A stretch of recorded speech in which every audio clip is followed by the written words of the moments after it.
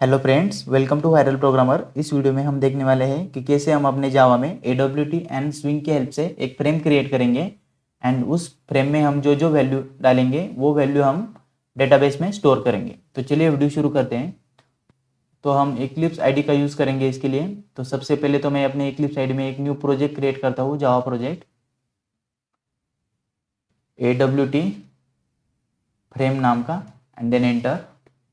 And then मैं अपने project में एक न्यू पैकेज क्रिएट करता हूँ, new package.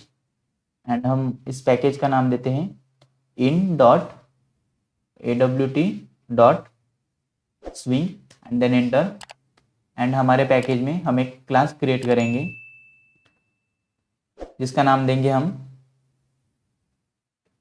AWT frame and then enter. तो यहाँ पर हमारी क्लास क्रिएट हो चुकी है। तो सबसे पहले तो हम एक awt.star नाम का पैकेज इंपोर्ट करते हैं।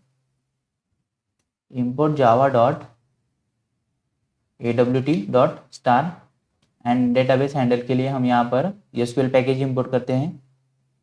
import java.sql.star। तो यहाँ पर हमने दो पैकेज तो इंपोर्ट कर दिए। एंड देन हम यहाँ पर अपने क्लास को एक्सटेंड करके एक्सटेंड्स jframe, क्योंकि हम स्विंग का यूज़ करने वाले हैं। And then implements action listener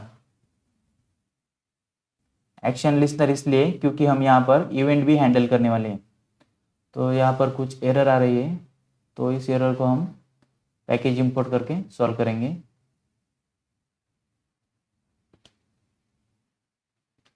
तो यहाँ पर हम अपने क्लास में हमारे कुछ AWT के एलिमेंट क्रिएट करते हैं, जैसे कि लेबल, बटन, टेक्स्ट फील्ड। तो सबसे पहले तो हम लेबल क्रिएट करते हैं, जे लेबल, JLABEL। हम जे इसलिए लगाते हैं क्योंकि यहाँ पर हम स्विंग का इस्तेमाल करने वाले हैं। तो हम यहाँ पर 4 लेबल लेंगे, L1, L2, L3, L4। मतलब हम 4 वैल्यू यूज़र से एक्सेप्ट करेंगे अपने फ्रेम में एंड वो वैल्यू डेटाबेस में स्टोर करेंगे। एंड नीचे हम 4 लेबल के लिए 4 टेक्स्ट फील्ड लेंगे, जे टेक्स्ट फील्ड, जे टेक्स्ट FIELD टेक्स्ट फील्ड। उसका नाम हम देंगे T1, T2, T3 and T4। तो अभी तो हमें ये एरर आ रहे हैं, लेकिन आगे चल के ये एरर अपने आप सॉल्व हो जाएंगी क्योंकि ये एरर इंपोर्ट पैकेज वाली एरर है।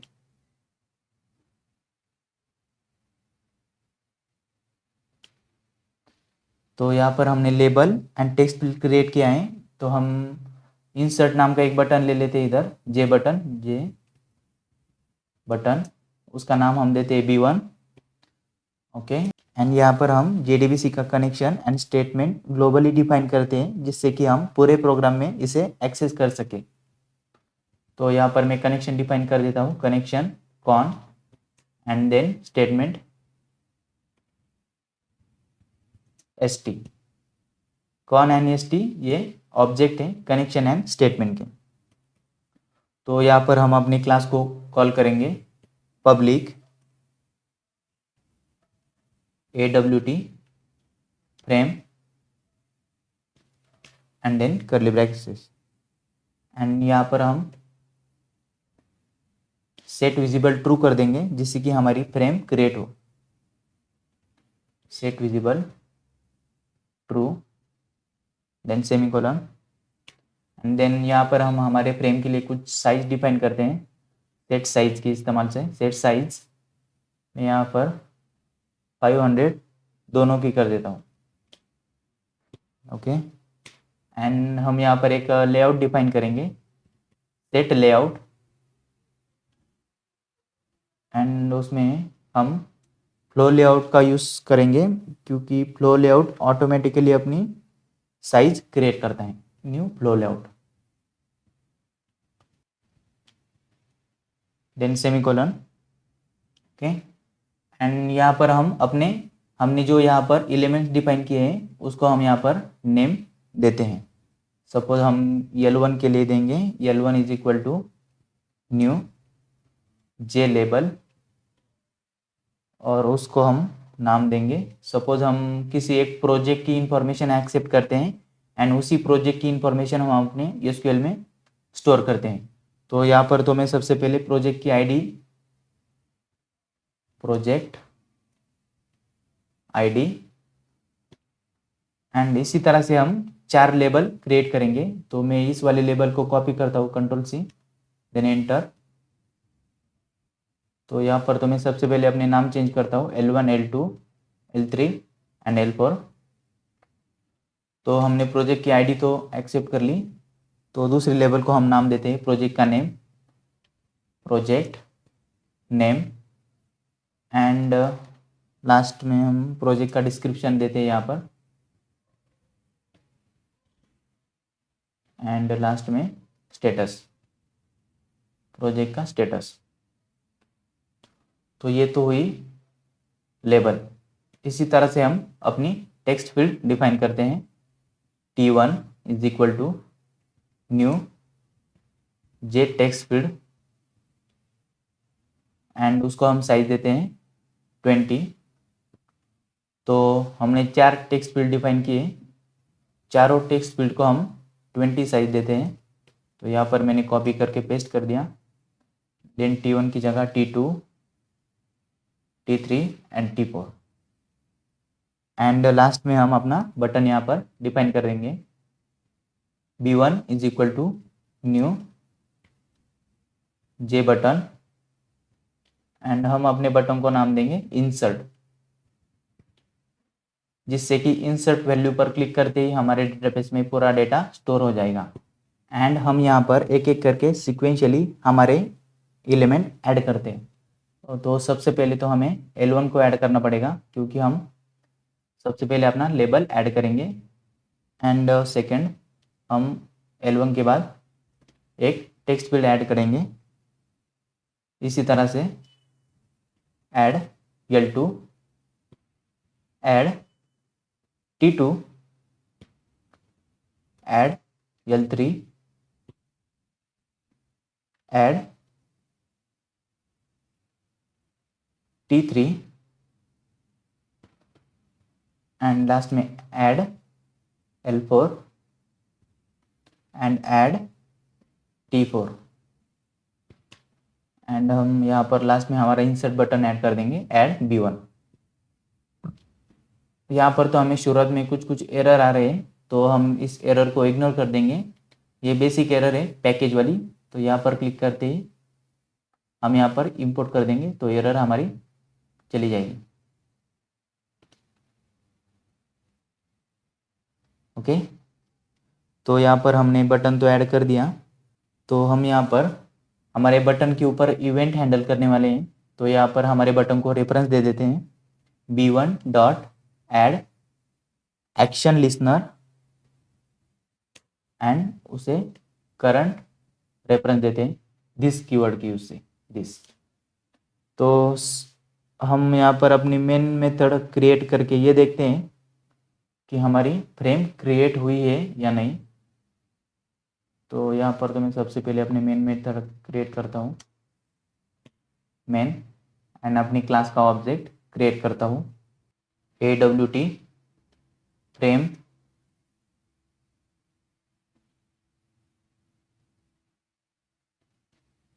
AWT frame OB is equal to new AWT frame, and enter. तो हम इतना प्रोग्राम रन करके देखते हैं, control S save, and then right click, run as Java application, and proceed. तो आप यहाँ पर देख सकते हैं हमारी AWT की फ्रेम क्रिएट हो चुकी है।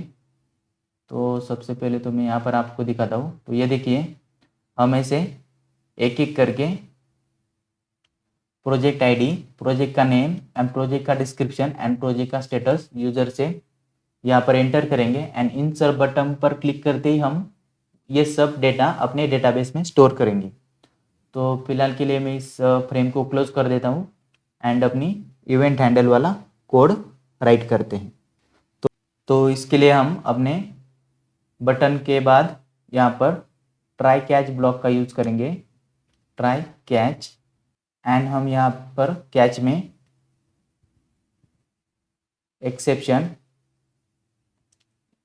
एंड एक्सेप्शन का ऑब्जेक्ट ई, एंड देन हम यहाँ पर system dot out dot println का यूज़ ना करके हम J option pane dot show message dialog का यूज़ करेंगे, जिससे कि हम अक्सर AWT स्क्रीन क्रिएट करने के लिए यूज़ करते हैं। मतलब AWT में हम जे ऑप्शन पेन की हेल्प से मैसेज शो करते हैं।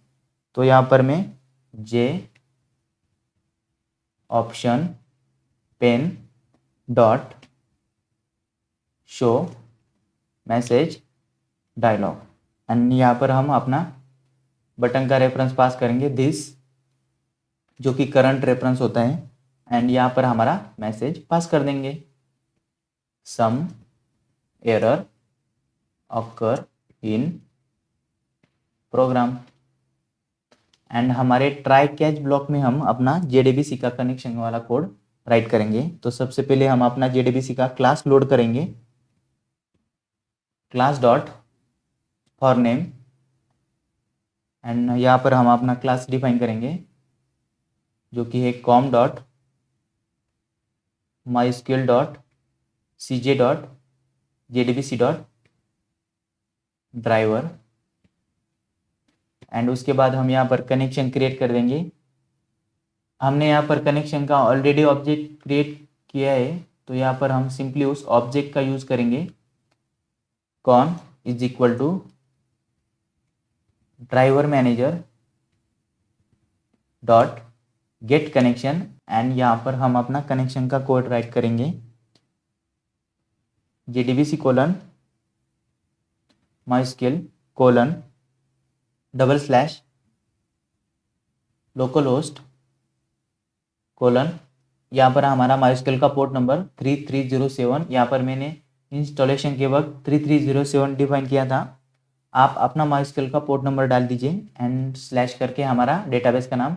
तो यहाँ पर मैंने डेटाबेस अभी क्रिएट नहीं किया, बट मैं शुभम नाम का डेटाबेस क्रिएट करूँगा, एंड उसके बाद mysql का ID root, and then password root @123, या ये मेरे mysql का पासवर्ड है। एंड देन यहाँ पर हम अपना स्टेटमेंट क्रिएट करेंगे। हमने स्टेटमेंट की ऑब्जेक्ट पहले से ही क्रिएट की है, तो उसका ऑब्जेक्ट की हेल्प से हम st is equal to con dot create statement. तो ये तो हुआ हमारा JDBC का कोड। तो उसके बाद हम इवेंट हैंडल करेंगे। तो इवेंट हैंडल करने के लिए हम यहाँ पर एक मेथड क्रिएट करेंगे, पब्लिक वाइड एक्शन परफॉर्म नाम की, एक्शन परफॉर्म, एंड उसमें हम अपना एक्शन इवेंट क्रिएट करेंगे, एक्शन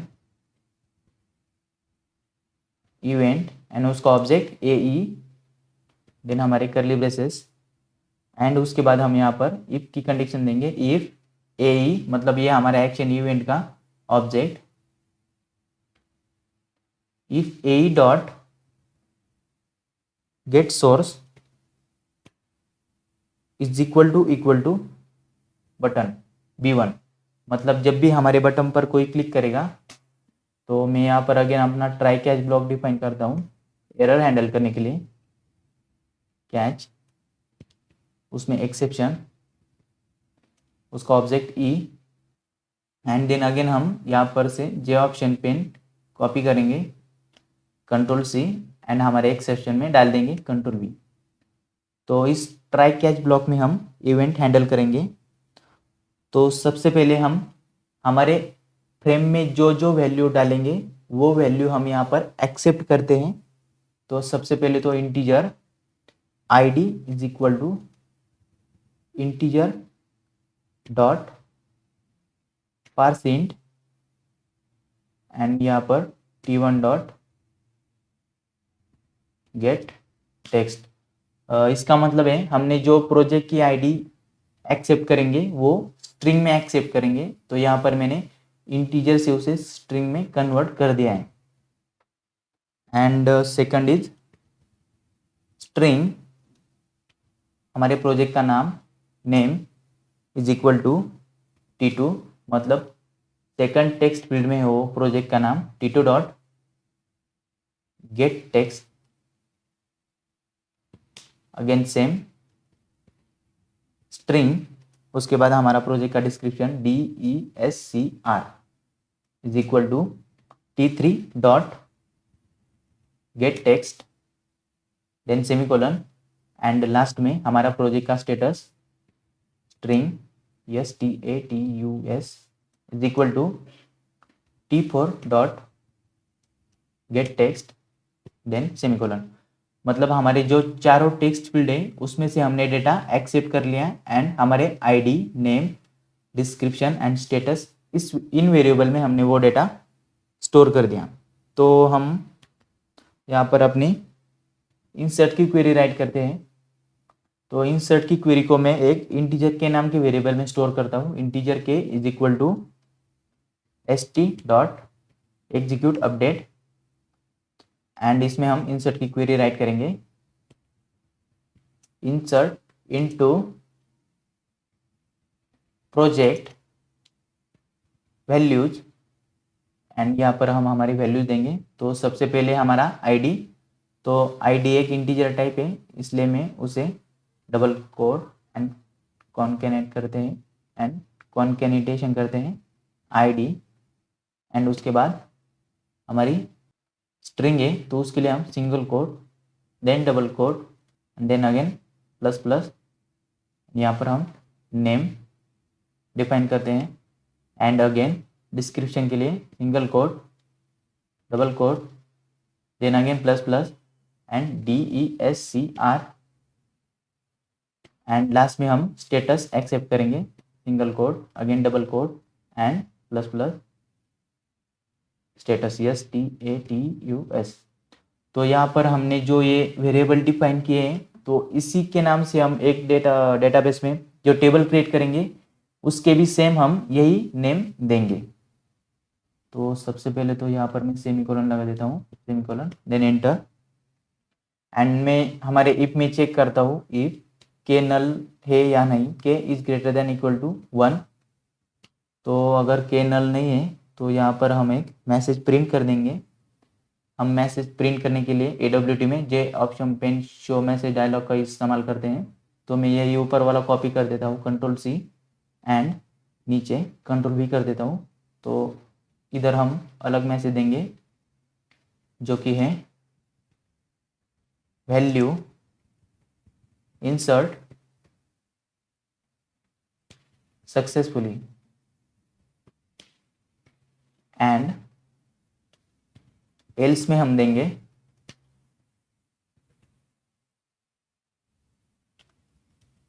वैल्यूज नॉट इंसर्टेड। तो यहाँ पर तो हमारा पूरा प्रोग्राम राइट हो चुका है। तो हमें एक MySQL में एक डेटाबेस क्रिएट करना पड़ेगा। तो मैं यहाँ पर MySQL कमांड लाइन ओपन कर देता हूँ। यहाँ पर मेरे MySQL का पासवर्ड डाल देता हूँ root@123, देन एंटर। तो सबसे पहले तो हम यहाँ पर देखेंगे शुभम नाम का डेटाबेस है, तो यहाँ पर हम शुभम नाम का डेटाबेस क्रिएट करेंगे। तो सबसे पहले create database Shubham, then enter, and मैं यहाँ पर यूज शुभम करता हूँ जिससे कि हम अपने डेटाबेस में एक टेबल क्रिएट करेंगे। तो हमें यहाँ पर अपने शुभम नाम के डेटाबेस में प्रोजेक्ट नाम का टेबल क्रिएट करना है। तो उसके लिए क्रिएट टेबल प्रोजेक्ट, एंड उसमें हमने जो अपने प्रोग्राम में जो वेरिएबल्स डिफाइन किए हैं उसी के नाम से हम अपने टेबल की फील्ड क्रिएट करेंगे। तो सबसे पहले ID, name, description and status. Okay, तो यहाँ पर ID integer, primary key, then project का नाम name, varchar with size of 20, एंड देन डिस्क्रिप्शन DESCR। यही वेरिएबल हमने अपने प्रोग्राम में डिफाइन किया था। Description varchar with size of 20, and last में स्टेटस वेर क्या है, साइज ऑफ 20, देन एंटर। तो यहाँ पर हमारा टेबल सक्सेसफुली क्रिएट हो चुका है। तो चलिए हम अपने प्रोग्राम को सेव करके रन करते हैं। Control S and then right click, run as Java application. Some error occurring program, okay okay okay. तो यहाँ पर हमने अपने AWT फ्रेम नाम के प्रोजेक्ट में जार फाइल ऐड नहीं की, MySQL कनेक्टर। ओके, तो यहाँ पर मैं अपने प्रोजेक्ट के फोल्डर में जार फाइल ऐड करता हूँ। Right click, build path, then configure build path, then libraries पर module path, add external jars. तो यहाँ पर मैंने जार फाइल पहले से ही डाउनलोड की है। अगर आपको jar file download and setup के बारे में नहीं पता तो मैंने पहले भी इसके बारे में एक वीडियो मेरे चैनल पर अपलोड की है, आप वो देख लीजिए। एंड JDBC का ट्यूटोरियल भी इसी चैनल पर अपलोड है।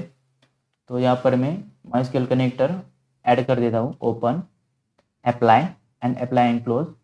तो अगेन मैं प्रोग्राम को सेव कर देता हूँ, कंट्रोल एस। तो ये फ्रेम तो मैं सबसे पहले क्लोज कर देता हूँ। Again right click, run as Java application. Okay, यहाँ पर हमारी फ्रेम क्रिएट हो चुकी है सक्सेसफुली। तो सबसे पहले तो मैं इसे अरेंज कर देता हूँ। ओके, देन यहाँ पर हम अपने प्रोजेक्ट की आईडी डालेंगे 101। देन प्रोजेक्ट का नाम हम डालेंगे AI, मतलब आर्टिफिशियल इंटेलिजेंस। एंड प्रोजेक्ट का डिस्क्रिप्शन, ये प्रोजेक्ट हमारा पाइथन में है। ओके, एंड देन प्रोजेक्ट का status complete, COMPLETE, completed. And then हम जैसे कि हम यहाँ पर इंसर्ट नाम के बटन पर क्लिक कर दें तो हमें एक मैसेज आता है, वैल्यू इंसर्ट सक्सेसफुली। तो हम यही वैल्यू हमारे डेटाबेस में स्टोर हुई है या नहीं ये चेक करते हैं। तो उसके लिए हम अपना कमांड लाइन ओपन करेंगे, MySQL कमांड लाइन। तो यहाँ पर हम अपना टेबल डिस्प्ले करेंगे, select all from project, then enter. Okay, तो आप यहाँ पर देख सकते हैं हमने जो AWT फ्रेम में जो वैल्यू इंसर्ट की थी वो हमारे डेटाबेस में सक्सेसफुली स्टोर हो चुकी है। मतलब हमारा AWT with JDBC connection successfully create हो चुका है। तो अगर आपको वीडियो अच्छी लगे तो वीडियो को लाइक, चैनल को सब्सक्राइब जरूर कीजिए। Thank you.